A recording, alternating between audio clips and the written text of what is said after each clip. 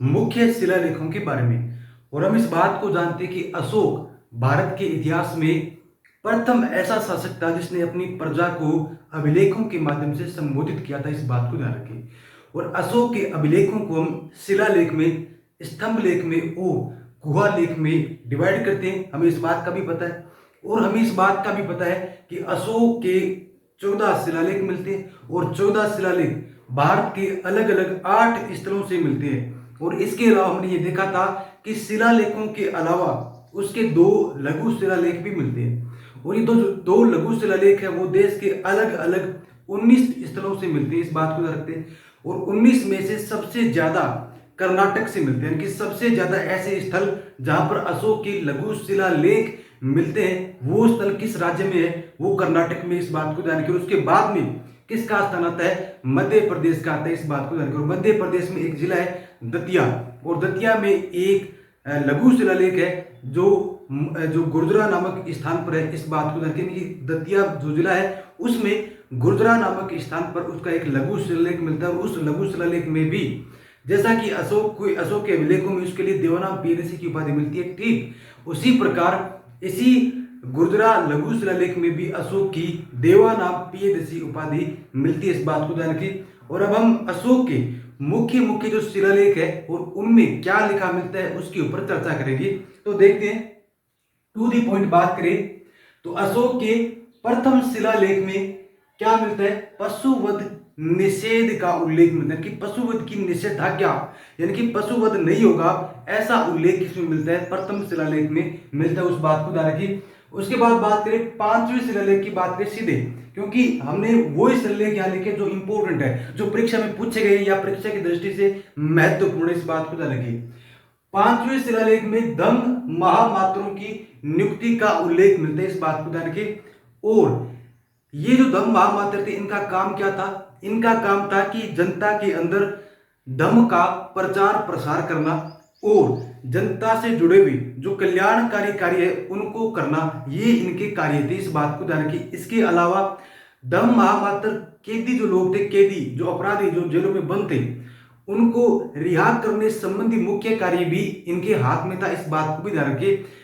अब इसके अलावा बात करें 9वें शिलालेख की, तो खर्चीले समारोह की निंदा करता है। अशोक अपने 9वें शिलालेख में खर्चीले समारोह की क्या करता है, निंदा करता है। खर्चीले समारोह आप थोड़ा सा लॉजिकल माइंड से सोच के देखिए कि खर्चीला समारोह एक शासक के जीवन में कब होगा, वो राज्याभिषेक के अवसर पर होगा, पुत्र रत्न की प्राप्ति पर होगा, या कोई शादी विवाह के अवसर पर होगा, या कोई किसी विशेष मांगलिक अवसर पर होगा। ऐसे अवसरों पर जो खर्चीले कार्यक्रम आयोजित किए जाते थे उनसे बचने की सलाह या उनकी निंदा कौन करता है, अशोक करता है। और अपने कौन से शिलालेख में करता है, 9वें शिलालेख में करता है। इस बात को ध्यान रखिए। और अशोक के अलावा अशोक की इस निषेधाज्ञा का, इस निंदा का एक ये भी प्रभाव था कि अपनी प्रजा को भी उसने कहा था कि आप भी खर्चीले समारोह से बचने का प्रयास कीजिए। इस बात को ध्यान रखिए।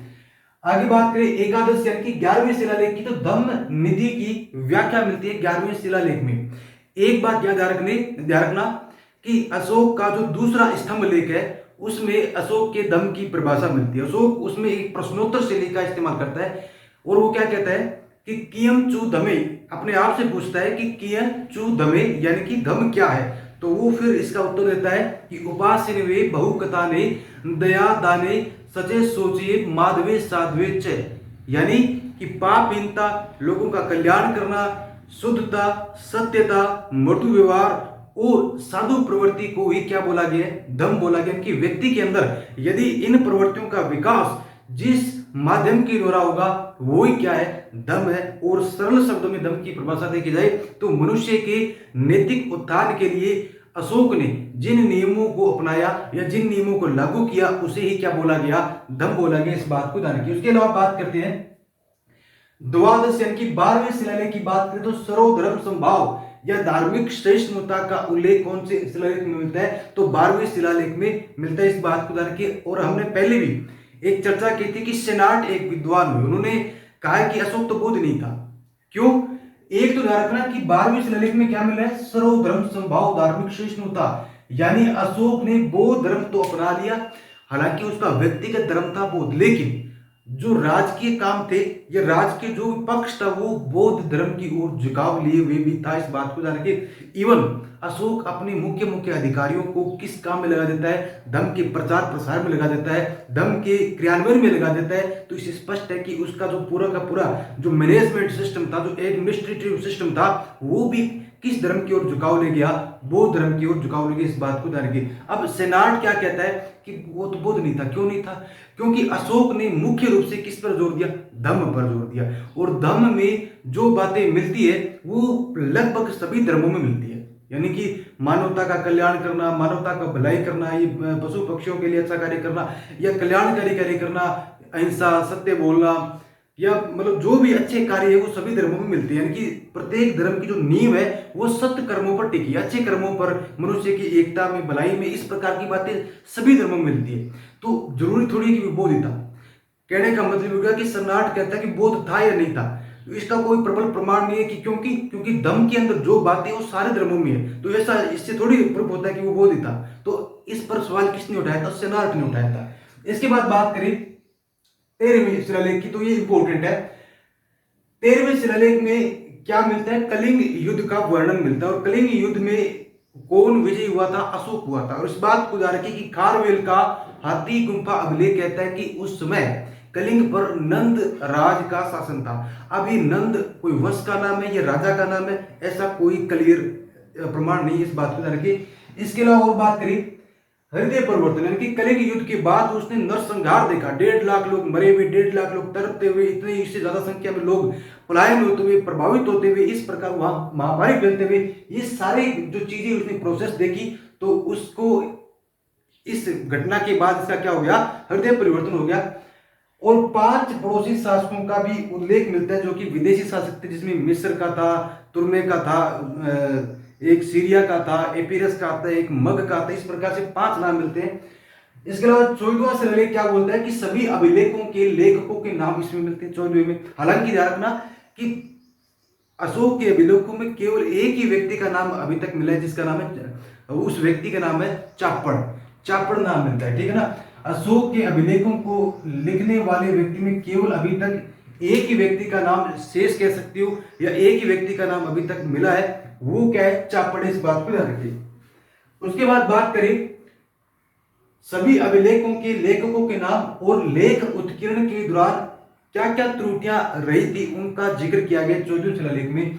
उसके बाद बात करें सबसे ज्यादा लघु शिलालेख का है कर्नाटक से, और वही उसके बाद कहां से मिलते हैं? मध्य प्रदेश। यानी कि दो, अगर ऐसे 2 राज्यों की बात की जाए जिनमें सबसे ज्यादा लघु शिलालेख मिलते हैं, तो पहला राज्य कौन सा होगा? कर्नाटक होगा, जिसमें सबसे ज्यादा मिलते हैं। और उसके बाद दूसरे नंबर पर कौन है? मध्य प्रदेश है। इसको ध्यान रखिए। इसके अलावा ये इंपॉर्टेंट है, बहुत ज्यादा इंपॉर्टेंट फैक्ट है ये, सिदरत उल मुंतहा शब्द, ये वेरी वेरी मोस्ट इंपॉर्टेंट है। अब की बार किसी भी कॉलेज लेक्चरर की भर्ती के लिए, आरपीएससी फर्स्ट ईयर की भर्ती के लिए, किसी भी प्रकार की जिसमें हिस्ट्री आती है, सिदरत उल मुंतहा शब्द, ये पहली बात तो ध्यान रखना कि जब दिल्ली टोपरा जो स्तंभ लेख था उसे फिरोज शाह तुगलक, अब इसका जो टाइम मिलता है वो 1356 मिलता है लगभग, कि 1356 में फिरोज शाह तुगलक टोपरा से, जो दिल्ली टोपरा स्तंभ लेख था उसे टोपरा से कहां ले गया? दिल्ली ले गया। इस वजह से इसका नाम क्या हो गया? दिल्ली टोपरा स्तंभ लेख। अब टोपरा से दिल्ली ले जाने का एक चित्र मिलता है, और वो चित्र जिस ग्रंथ में मिलता है उस ग्रंथ का नाम क्या है?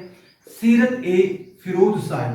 क्या नाम है? सीरत ए फिरोज शाही। हालांकि इस ग्रंथ के लेखक का नाम अभी तक नहीं पता चलता है, और इस ग्रंथ में इसका चित्र मिलता है जिसमें जलियान के द्वारा टोपरा से दिल्ली ले जाते हुए स्तंभ लेख को देखा जा सकता है। और दिल्ली टोपरा स्तंभ लेख को, या उस स्तंभ लेख को की जो तुलना की गई है वो किसके साथ की गई? एक स्वर्ग वृक्ष के साथ की गई। स्वर्ग से कोई जो वृक्ष होता है, स्वर्ग वृक्ष, लोटस ट्री, ठीक, उसके साथ की गई है, ठीक। अब एक शब्द भी मिलता है सीरत फिरोज शाही ग्रंथ में, और वो शब्द क्या है?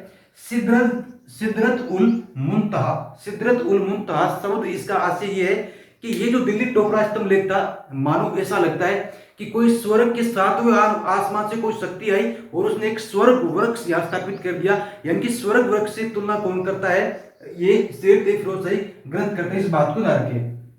उसके बाद बात करें पान गुडरिया गुहा लेख में अशोक को महाराजकुमार कहा गया। पान गुडरिया गुहा लेख में अशोक को क्या कहा गया? महाराजकुमार कहा गया। इस बात को ध्यान रखिए। और पान गुडरिया गुहा लेख का संबंध किसे है? मध्य प्रदेश के सीहोर जिले से। इस बात को ध्यान रखिए। और हम इस बात को जानते हैं कि बौद्ध साहित्य में अशोक के भिन्न भिन्न नाम मिलते हैं। जैसे कि क्या क्या कह सकते हो कि जब वो बौद्ध नहीं बना था उससे पहले उसे कालाशोक भी कहा गया। अशोक को क्या कहा गया? कालाशोक कहा गया। ठीक है। और क्या कहा गया? चंडाशोक, चंड अशोक यानी कि चंडाशोक भी क्या किसको कहा गया है? अशोक को कहा गया। इस बात को ध्यान रखिए। इसके अलावा महाराजकुमार कहा गया है। इसके अलावा और भी कई सारे नाम, जैसे कि अशोक जब बौद्ध बन जाएगा तो उसके बाद वो उपाधि धारण करेगा देवानाम पियदर्शी। तो ये भी कहीं ना कहीं बौद्ध साहित्य में इसका उल्लेख हमें मिल सकता है। अब बात करें कि अशोक के ऐसे कौन से शिलालेख है जो सबसे ज्यादा विस्तृत है या लंबे है। तो ध्यान रखना, अशोक का जो बाबरू शिलालेख है, ध्यान रखिए भी बहुत इंपॉर्टेंट है ये। अशोक का जो बाबरू शिलालेख है वो सबसे लंबा शिलालेख है। इस बात को ध्यान रखिए। अशोक का बाबरू शिलालेख जो कि कहां से मिलता है? राजस्थान के जयपुर से मिलता है। ये इसका सबसे लंबा शिलालेख है। और इस बात को ध्यान रखिए कि बाबरू शिलालेख की वह स्पष्ट प्रमाण प्रस्तुत करता है जिससे ये पता चलता है कि अशोक निश्चित ही बौद्ध धर्म का अनुयायी था। और इसी शिलालेख में ये मिलता है कि अशोक ने बौद्ध धर्म के जो त्रिरत्न होते हैं जिनको बुद्ध, धम्म और संघ कहा जाता है उसमें अपनी आस्था प्रकट की थी। इन सारी बातों को ध्यान रखिए। एक और नाम आता है धौली शिलालेख। और ये धौली शिलालेख में सारी प्रजा मेरी संतान है ऐसा उल्लेख मिलता है। इस बात को यानी कि अपनी प्रजा को अपने संतान के समान माना गया है उसकी शिलालेखों में। और शिलालेख कौन सा है? धौली शिलालेख। यानी एक तो ये ध्यान रखें कि अशोक भारत के इतिहास में प्रथम ऐसा सम्राट था जिसने अभिलेखों के माध्यम से अपनी प्रजा को संबोधित किया। और दूसरी बात, अभिलेखों के माध्यम से उसने अपनी प्रजा को संतान का या प्रजा को संतान की तरह माना। इस बात को ध्यान रखें। तो ये अशोक के शिलालेखों के बारे में सामान्य चर्चा थी।